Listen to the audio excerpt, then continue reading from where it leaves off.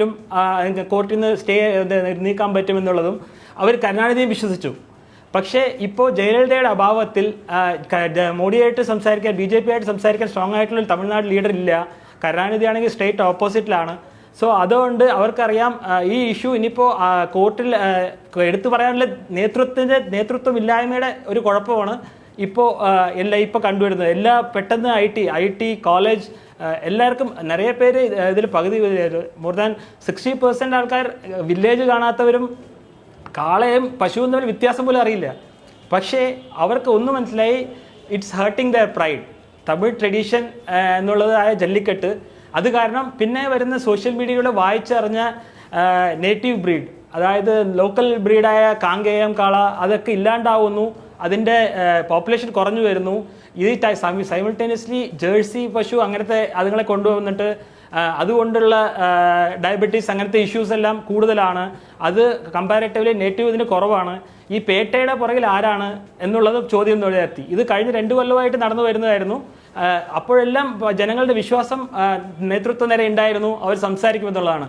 പക്ഷേ ഇപ്പോൾ മറ്റ് ഗസ്റ്റ് പറഞ്ഞ പോലെ തന്നെ ഇപ്പോൾ കണ്ടുവരുന്നത് ഒരു നേതൃത്വ നിരയില്ലായ്മ ഇല്ല, നമ്മൾ പുറത്ത് ഇറങ്ങണം. കാരണം ഇത് നിയമസാധുത വളരെ കുറവാണ്. ഇപ്പോൾ കോർട്ടിലുള്ള കേസുള്ള സ്ഥിതിക്ക് ഒന്നും ചെയ്യാൻ പറ്റില്ലെന്ന് അറിയാമെങ്കിലും എല്ലാവരും ഒത്തുകൂടി 3 ദിവസമായ എല്ലാം ഇരിക്കുകയാണ് ചെന്നൈ മെറിന ബീച്ചിൽ. പിന്നെ ഇന്ന് ട്രെയിൻ ബ്ലോക്ക് ചെയ്തു. മധുരയിലും അലങ്കാനല്ലൂർ, ആക്ച്വലി ഈ ജല്ലിക്കെട്ട് എന്നുള്ളത് സദേൺ തമിഴ്നാട്ടിൽ കണ്ടുവരുന്നതാണെങ്കിലും വെൽ പോപ്പുലർ ആയിട്ടുള്ളത് അലങ്കാനല്ലൂരിൽ തുടങ്ങിയതാണ്. അലങ്കാനല്ലൂരിലെ പോപ്പുലർ, പക്ഷേ ഇൻറ്റീരിയർ വില്ലേജിൽ എല്ലാം നടക്കുന്നുണ്ടായിരുന്നു. ഫ്രം ഹിയർ ചെന്നൈയിൽ നിന്ന് 200 കിലോമീറ്ററുള്ള വിഴുപ്പുറം, അവിടെ മുതൽ അങ്ങോട്ട് ജല്ലിക്കെട്ടും കാളകളോടുള്ള എല്ലാ ഇതും ഉണ്ടായിരുന്നു.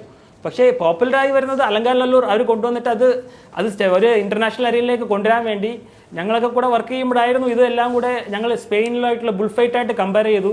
And we are all selling that stories. അത് കൊണ്ടുവന്ന് അത് സ്പെയിൻ ബുൾഫൈറ്റ് വരെ ആക്കി.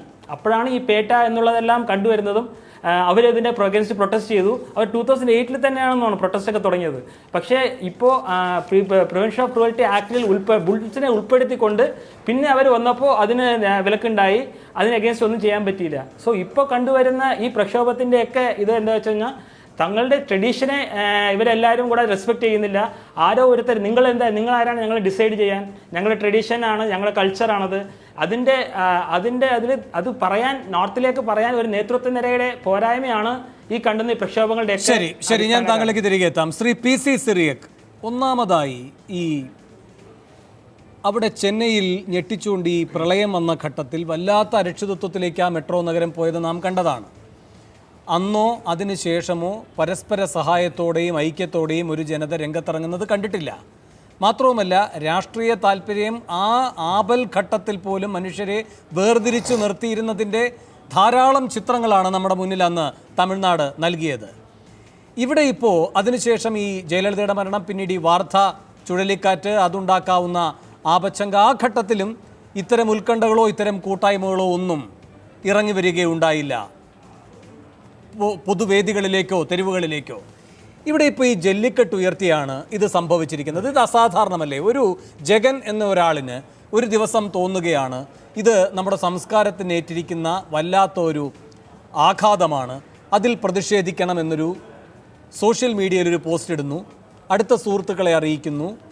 അതിനുശേഷം അത് ഒരു കേന്ദ്രം നിശ്ചയിച്ച് അങ്ങോട്ടേക്ക് നീങ്ങുന്നു. ഒരു 50ഓളം പേരേ ഉള്ളൂ ആദ്യം, പിന്നെ അത് പടർന്നു പിടിച്ച് ഇപ്പോൾ 3 ദിവസമായി ചെന്നൈയെ സ്തംഭിപ്പിക്കുന്ന ഒരു മഹാപുരുഷാരമായി അത് മാറുകയും ചെയ്തിരിക്കുന്നു.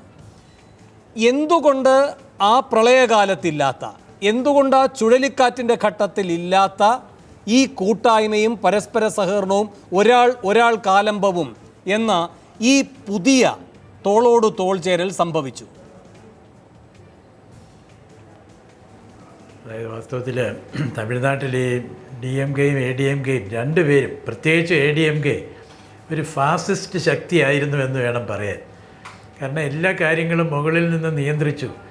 ഒരു ബിഗ് ബ്രദർ മുകളിൽ നിന്ന് നോക്കുന്ന പോലെ, ബിഗ് സിസ്റ്റർ എന്ന് വേണമെങ്കിലും പറയാം, മുകളിൽ നിന്ന് നോക്കി എല്ലാം നിയന്ത്രിക്കുന്നത് പോലെയുള്ള ഒരുതരം ഒരു സാഹചര്യമായിരുന്നു. ഈ സാഹചര്യത്തിൽ അങ്ങനെ വീർപ്പ് മുട്ടിക്കഴിഞ്ഞ യുവജനങ്ങൾ, അവർക്കൊരു അവസരം കിട്ടിയപ്പോൾ ഞാൻ നേരത്തെ പറഞ്ഞതുപോലെ പ്രഷറുള്ള കുപ്പി, പ്രഷറിൽ ഗ്യാസ് അണ്ടർ പ്രഷർ, കുപ്പിയുടെ അടപ്പ് തുറക്കുമ്പോൾ പെട്ടെന്ന് പ്രഷർ റിലീസ് ചെയ്യുമ്പോഴുണ്ടാകുന്ന ഒരു പ്രശ്നം, ആ വിധത്തിലുള്ള ഒരു പ്രതിഭാസമല്ലേ ഇത് എന്നാണ് ഞാൻ സംശയിക്കുന്നത്. കുറേ കാലമായിട്ട് തമിഴ്നാട്ടിലെ വിദ്യാർത്ഥികൾക്കൊരു വലിയ സമരം പോലും നടത്താൻ പറ്റിയില്ല. വിദ്യാർത്ഥികൾ എന്നും സമൂഹത്തിൻ്റെ ചിന്തിക്കുന്ന ഒരു വിഭാഗമാണ്, പെട്ടെന്ന് വികാരഭരിതരാകുന്ന ഒരു വിഭാഗമാണ്. പക്ഷേ തമിഴ്നാട്ടിലെ വിദ്യാർത്ഥികൾ വികാരഭരിതരായി കണ്ടില്ല. അവർ വികാരഭരിതരാകുന്നത് MGRൻ്റെയും കരുണാനിധിയുടെയും ജയലളിതയും ഒക്കെ വീരാരാധനകളും സ്തുതികളും പാടുമ്പോൾ മാത്രമാണ്. അത് യഥാർത്ഥത്തിലുള്ള വികാരമായിരുന്നില്ല. നേതൃത്വത്തെ സന്തോഷിപ്പിച്ച് തങ്ങളുടെ സ്ഥാനം നിലനിർത്താൻ വേണ്ടിയുള്ള സാമന്ത പ്രഭുക്കന്മാരുടെ കീഴിലുള്ളവരുടെ പ്രകടനം എന്ന് വേണം പറയാൻ.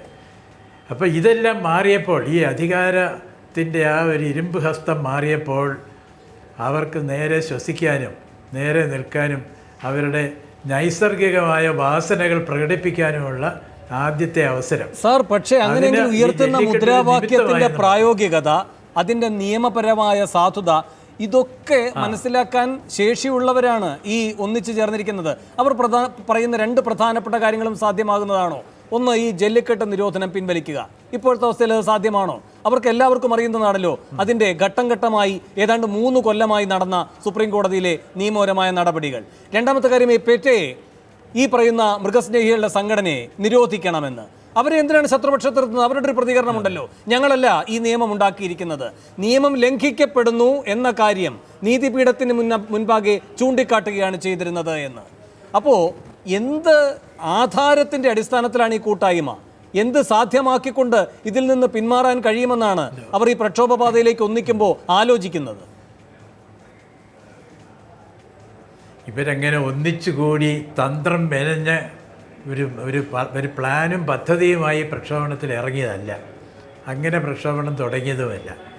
ഇത് ഒരു 2-3-4 കൊല്ലം മുമ്പ് മിഡിൽ ഈസ്റ്റ് ലിമിറ്റ് ഉണ്ടായ പോലെയുള്ള ഒരു മുല്ലപ്പൂ റെവല്യൂഷൻ എന്നൊക്കെ നമ്മൾ പറഞ്ഞല്ലോ, അത്തരത്തിലുള്ള ഒരു പ്രതിഭാസത്തിൻ്റെ പ്രതിഫലനമായിട്ടാണ് എനിക്ക് തോന്നുന്നത്.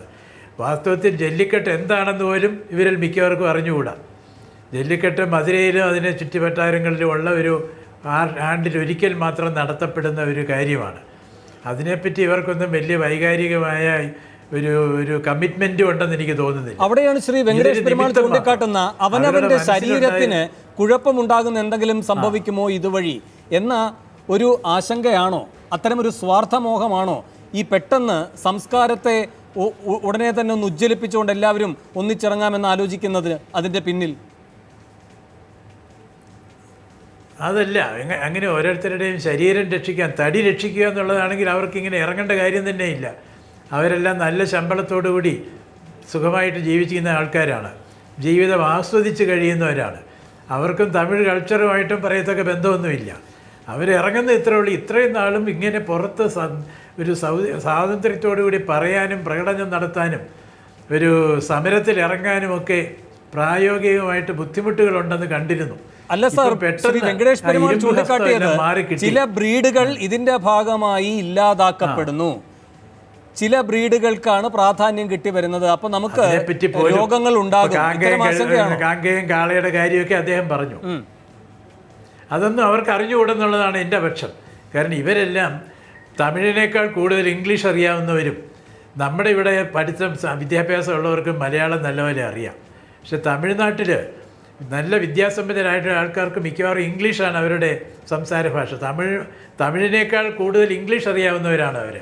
അത്തരക്കാരായ ആളുകൾ ഇപ്പം കാങ്കയും കാളയുടെ കാര്യങ്ങളൊക്കെ അവർക്കൊന്നും വിശദാംശങ്ങൾ അറിഞ്ഞുകൂടാ.